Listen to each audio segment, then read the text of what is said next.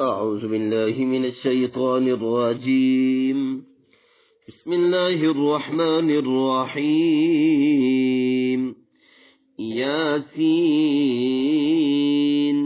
والقرآن الحكيم إنك لمن المرسلين على صراط مستقيم تنزيل العزيز الرحيم لتنذر قوما ما أنذر آباؤهم فهم غافلون لقد حق القول على أكثرهم فهم لا يؤمنون إنا جعلنا في أعناقهم أغلالا فهي إلى الأذقان فهم مقمحون وجعلنا من بين أيديهم سدا ومن خلفهم سدا فأغشيناهم فهم لا يبصرون وسواء عليهم أأنذرتهم أم لم تنذرهم لا يؤمنون